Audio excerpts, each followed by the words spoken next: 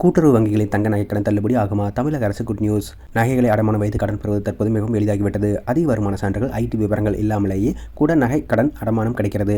இது தொடக்க வேளாண்மை கூட்டுறவு வங்கி, மத்திய கூட்டுறவு வங்கி, நிலவல வங்கி போன்ற வங்கிகளை கடன் பெறுவதற்கு விவசாயிகள் அதிகம் ஆர்வம் காட்டுகிறார்கள். இதற்கு முக்கிய காரணம் இந்த வகை நகை கடன்களுக்கு விதிமுறைகள் குறைவாகவும், வட்டி விகிதம் குறைவாகவும் இருப்பது.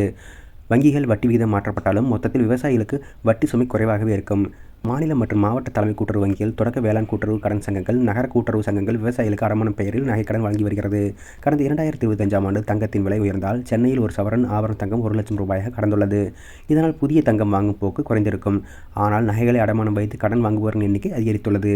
சமீபத்தில் வங்கிகள் ரிசர்வ் வங்கியின் அறிவுரையின்படி நகைக்கடன் மதிப்பை 60 முதல் 65% குறைத்துள்ளது. அவசர தேவைக்காக, மருத்துவம், கல்வி, திருமணம் போன்ற காரணங்களுக்காக பொது நகையை அடமானம் வைத்து கடன் வாங்கும்போது வட்டி சற்று அதிகம், கடன் அளவும் வரம்பு விதிக்கப்படுகிறது. இதனிடையே ஒவ்வொரு தேர்தலின் போதும் நகைக்கடன் மற்றும் பயிர்க்கடன் தள்ளுபடி அறிவிப்பு வாக்குறுதியாக அளிக்கப்பட்டு வருகிறது. விவசாயிகளுக்கு பேருதவியாக இது அமைந்து வருகிறது. அந்த வகையில் விரைவில் சட்டசபை தேர்தல் வரப்போகிறது.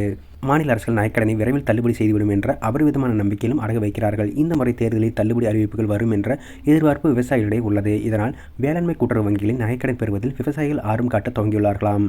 அது மட்டுமல்ல, நகைக்கடன் தள்ளுபடியில் திமுக ஏற்கனவே வாக்குறுதி நிறைவேற்றியிருப்பதால் மீண்டும் வாக்குறுதி தரும் என்ற நம்பிக்கையிலும் உள்ளார்கள். போதாததற்கு அரசு ஊழியர்களுக்கு ஓய்வூதியம், பொங்கல் தொகுப்பு உள்ளிட்ட அறிவிப்புகளை வெளியிட்டு சர்ப்ரைஸ் தந்துள்ளது. எனவே நகைக்கடன் தள்ளுபடி அறிவிப்பும் விரைவில் வரக்கூடும் என்று விவசாயிகள் நம்பிக்கையில் உள்ளனர். அதற்கேற்றபடி நிலுவையில் உள்ள நகைக்கடன் எவ்வளவு என்பது குறித்த லிஸ்டை தயார் செய்யும்படி அதிகாரிகளுக்கு அரசு அறிவுறுத்தியுள்ளதாகவும் தகவல் கசிந்துள்ளது. 2026 தேர்தலுக்கான அதிகாரப்பூர்வ தேர்தல் அறிக்கை இன்னும் வெளியிடப்படவில்லை.